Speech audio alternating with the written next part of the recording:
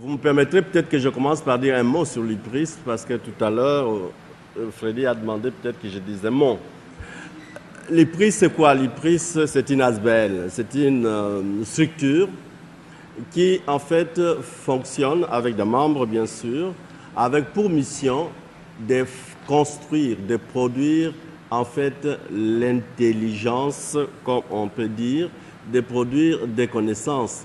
L'IPRIS est là pour essayer, en fait, de prendre en charge les questions comme celle que vient de soulever Freddy. Lorsqu'un pays comme la RDC ne sait pas très bien, en fait, vivre avec la communauté internationale, est-ce qu'il faut en pleurer? Est-ce qu'il faut, en fait, dénoncer? Ou est-ce qu'il faut, en fait, chercher à savoir comment ça peut s'améliorer et comment on peut échapper au sort?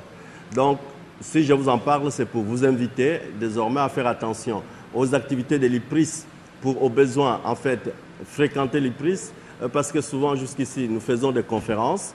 Là, aux jours à venir, nous ferons peut-être, en fait, d'autres activités comme des séminaires de formation, peut-être aussi quelques programmes de formation spéciale destinés avant tout aux élites, aux décideurs, aux gens qui font des partis politiques, aux gens qui gèrent des administrations, aux gens qui sont des élites dans l'armée. Parce que toutes les questions qu'on vient de soulever ici, ça montre que nous avons au pouvoir des gens qui n'ont pas été formés pour gérer la République.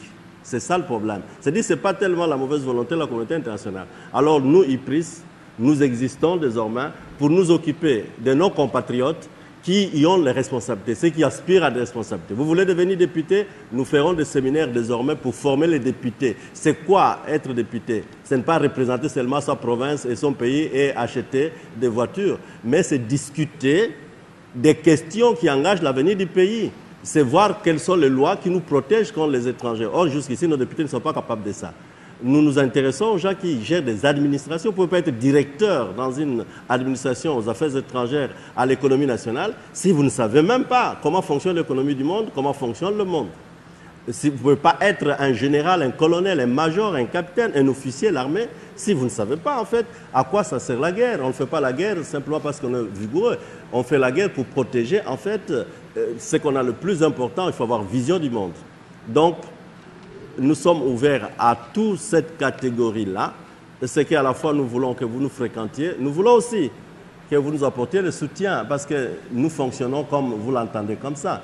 Ailleurs, ces structures existent. Ce sont des gouvernements qui financent, ce sont des entreprises qui les financent, ce sont des gens qui ont l'argent qui donnent. Parce que nous ne travaillons pas pour nous-mêmes, nous travaillons pour vous.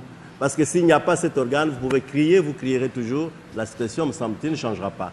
Nous ne sommes pas les seuls, nous pensons qu'il naîtra aussi d'autres structures du genre. Parce que partout dans le monde, il n'y a pas un seul pays qui compte au monde, qui n'a pas un centre d'études stratégiques, qui n'a pas un institut d'études stratégiques.